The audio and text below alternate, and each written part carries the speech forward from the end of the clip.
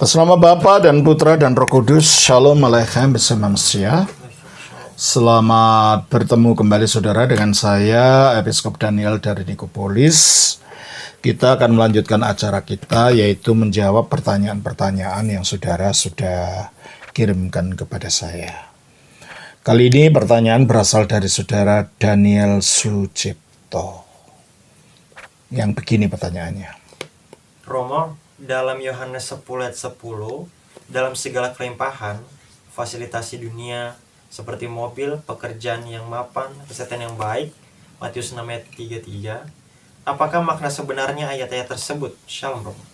Terima kasih. Saudara Daniel, ya kelihatannya saudara melihat ayat-ayat ini dari kacamata teologi kemakmuran. Dan mungkin saudara bagian dari gereja yang mengajarkan begitu.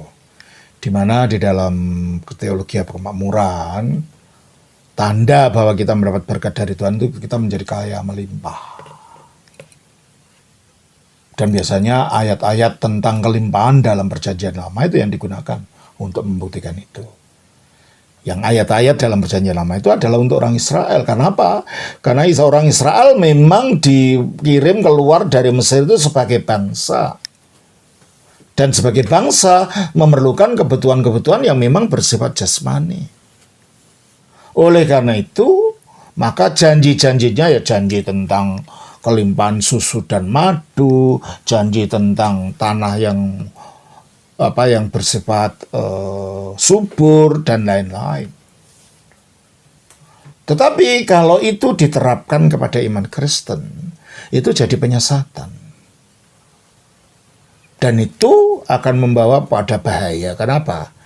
Karena akhirnya bertentangan dengan tujuan spiritualitas Kristen. Kita jadi tamak dan kita jadi serakah.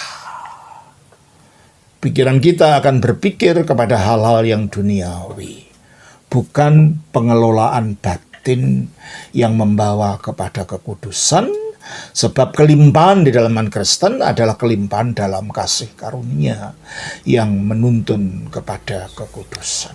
Dan iman Kristen mengajarkan 1 Timotius 6 ayat 5, 6 dan 7. Memang ibadah itu kalau disertai rasa cukup memberi keuntungan besar. Sebab kita tidak membawa sesuatu. Kalau disertai rasa cukup, bukan berpikir tentang kelimpahan yang bersifat dunia yang akhirnya apapun dilakukan. Dan bahayanya kalau ajaran ini dipelihara. Ya tentulah orang-orang itu mengalami itu karena kebanyakan orang-orang yang percaya ajaran kemakmuran memang orang-orang yang sudah kaya sebelumnya. Bos, businessman gitu kan. Sehingga mereka bisa berbicara tentang ini dan itu aja barangkali. Kalau seorang pemulung ikut dalam ajaran itu, tiba-tiba dia bisa jadi orang kaya. Seorang pemulung ikut dalam gereja seperti ini. Tukang becak dapat gereja. Saya ingin tahu bagaimana orang itu bisa jadi konglomerat. Jadi, ajaran ini adalah ajaran yang tidak menuntun kepada pengudusan diri. Padahal Alkitab mengajarkan yang harus kita kejar itu adalah pengudusan diri. Ketika hati itu penuh dengan keserakahan, bagaimana itu bisa kudus? Coba kita baca dalam 2 Korintus 7 ayat 1. Saudara-saudara yang kekasih, karena kita sekarang memiliki janji-janji itu, marilah kita menyucikan diri kita. Marilah kita menyucikan diri kita dari semua pencemaran jasmani. Dari semua pencemaran jasmani Dan rohani. Termasuk keserakahan. Termasuk ketamaan. Itu kekotoran rohani. Terus? Dan dengan demikian menyempurnakan kekudusan kita. Dengan demikian menyempurnakan kekudusan kita. 1 Yohanes 3 ayat 5. Ayat 3. Setiap orang yang menaruh pengharapan itu kepadanya menyucikan diri sama seperti Dia yang adalah suci. Ini yang harus dikejar orang Kristen. Bukan kekristenan dijadikan sebagai sarana, jadi mantranya, jadi kaya. Tidak bisa itu. Kita baca Ibrani pasal yang ke-12 ayat 14. Berusahalah hidup damai dengan semua orang dan kejarlah kekudusan. Kejarlah apa? Kekudusan, bukan ketamaan, bukan keserakahan. Kejarlah kekudusan, Sebab tanpa kekudusan tidak seorang pun akan melihat Tuhan. kembali kepada 1 Timotius 6 tadi. Nah, Ya, memang ibadah itu kalau disertai rasa cukup nah, rasa cukup, bukan serakah ya. Terus, memberi keuntungan besar. terus, Sebab kita tidak membawa sesuatu apa ke dalam dunia. ya pada waktu kita masuk ke dunia kan kita tidak membawa apa-apa. Seutas benang pun tidak ada dalam tubuh kita. Terus, Dan kita pun tidak dapat membawa apa-apa. ya kita tidak membawa apa-apa sebenarnya. Kita hanya lebih kaya daripada waktu lahir karena pada sepatunya kalau model Protestan menguburkannya. Mayatnya diberi sepatu, mayatnya diberi jas gitu kan. Atau selai kain. Seperti yang dilakukan saudara Muslim. Kita tidak akan bawa apa-apa dalam dunia ini. Terus, Asal ada makanan dan pakaian nah cukuplah. itu. Ini perintah kitab suci. Terus, Tetapi mereka yang ingin kaya nah ini mereka yang ingin kaya terjatuh ke dalam pencobaan. akan terjatuh ke dalam pencobaan. Pikirannya selalu halu membayang-bayangkan bagaimana aku bisa 10 mobil, beli 10 mobil, bisa apa. Membangun rumah kaya. Cita-cita boleh, tapi jangan jadikan iman sebagai dasar untuk mencari itu, bukan.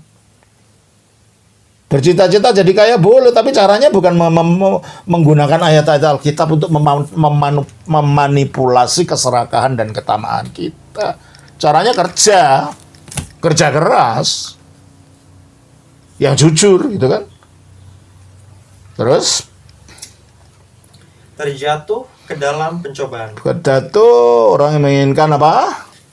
Ingin kaya. Ingin kaya, terjatuh ke dalam pencobaan. Salah satunya pencobaan kesesatan menafsirkan kitab suci sesuai dengan ketamaannya tadi. Terus Ke dalam jerat. apa akhirnya? Wah, mau menipu temannya. Dagang tidak jujur. Akhirnya ditangkap. Masuk penjara nggak? Jatuh ke dalam jerat dia. Terus Dan ke dalam berbagai-bagai nafsu yang hampa. ya, nafsu yang hampa karena akhirnya banyak halunya. Ingin itu, ingin itu. Padahal hati itu harus tenang menerima apa yang diberikan oleh Tuhan dengan tetap berusaha. Terus Hampa dan yang mencelakakan. dan mencelakakan. Iya, mencelakakan. Kenapa? Bisa jadi penipu. Ya dah, menipu temannya, masalah bisnis, masalah itu. Terus Dan yang menenggelamkan manusia ke dalam keruntuhan dan kebinasaan. menenggelamkan manusia pada keruntuhan dan kebinasaan. Ajaran teologi kemakmuran itu adalah ajaran setan yang menuntut manusia kepada keruntuhan dan kebinasaan. Nah, dengan saya latar belakang ini, sekarang kita melihat dari Yohanes 10 ayat 10. Kita tolak ajaran teologi kemakmuran yang memanipulasi ayat-ayat kitab suci untuk tujuan-tujuan duniawi dan untuk tujuan-tujuan keserakahan. Pencuri datang hanya untuk mencuri. Mulai ayat 9. Akulah pintu. Barang siapa masuk melalui aku, ia akan selamat. Dan ia akan masuk dan keluar dan menemukan padang Ya, rumput. Pak. Jadi Kristus adalah pintu kelimpahan. Tapi kelimpahan rohani. Akulah pintu, barang siapa masuk melalui aku, ia akan selamat. Yaitu keselimpahan, keselamatan. Kepastian keselamatan di dalam Kristus. Dan ia akan masuk dan keluar. Dia akan mendapatkan kemudahan akses kepada Allah. akses kepada kebenaran, akses kepada kasih karunia, dan menemukan padang rumput. Ya tentunya ini karena ini berbicara tentang keselamatan. Padang rumputnya bukan padang rumput makanan jasmani. Ini berbicara tentang kelimpahan rohani yang dialami seseorang di dalam Kristus. Nah, ini yang dimaksud. Menemukan padang rumput,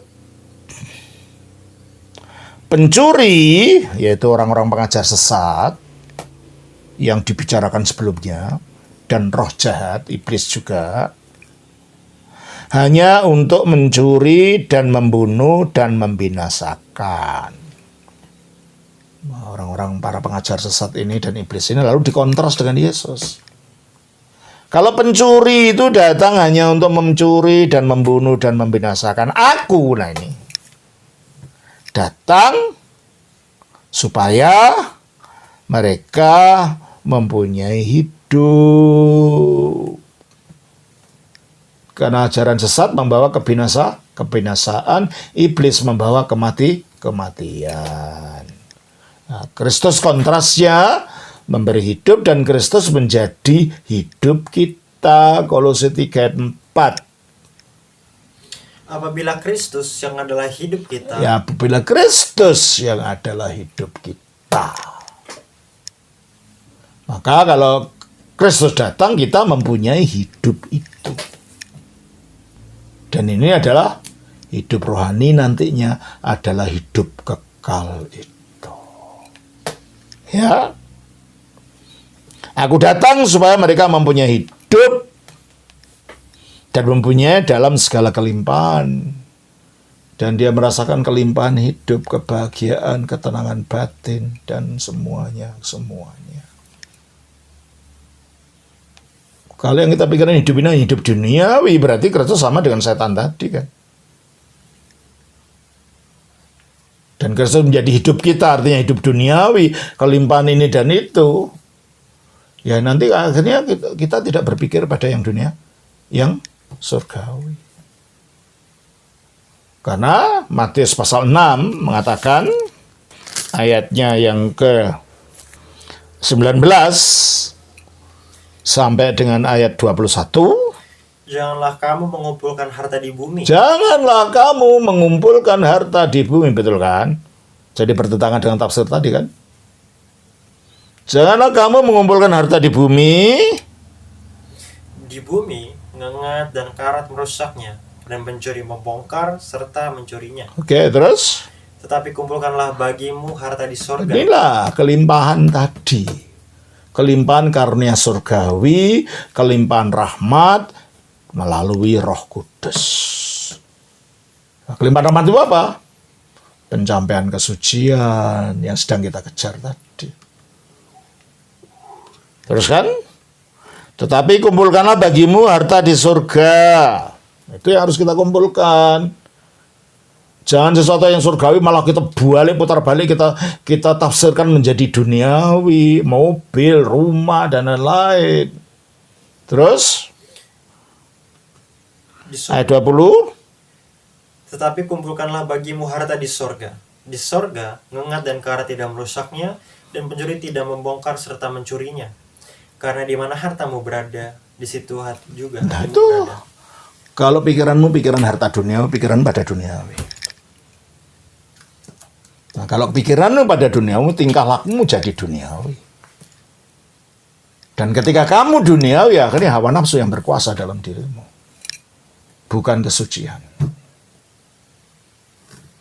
Jelas ya?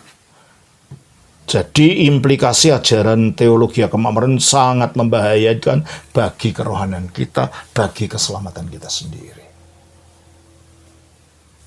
Jadi hidup yang berkelimpahan itu, hidup dalam Kristus. Kristus sebagai hidup memiliki kelimpahan kebahagiaan yang bukan dari dunia. Kepuasan sejati dalam batin. Demikian juga Matius 6 ayat 33. Dikatakan, carilah dahulu kerajaan Allah dan kebenarannya. Jadi yang kita cari ini halal rohani kan. Kerajaan Allah itu kan bukan kerajaan duniawi ini. Coba kita baca dari Roma 14 ayat 15. 17. Sebab kerajaan Allah bukanlah soal makanan dan minuman. Bukan soal makanan, bukan soal minuman, bukan rumah mewah, bukan mobil, bukan itu. Ini yang disuruh cari oleh Kristus. Apa? Kerajaan Allah bukan soal Makanan dan minuman, tetapi soal kebenaran, damai sejahtera, dan sukacita. itu yang harus dicari. Carilah kerajaan Allah dan kebenarannya. Kebenarannya apa? Tata cara kehidupan moral seperti yang diajarkan dalam Matius 5:6 ini. Berbahagialah orang yang suci hatinya, berbahagialah ini dan semuanya. Itulah kebenarannya yang harus dicari. Maka apa?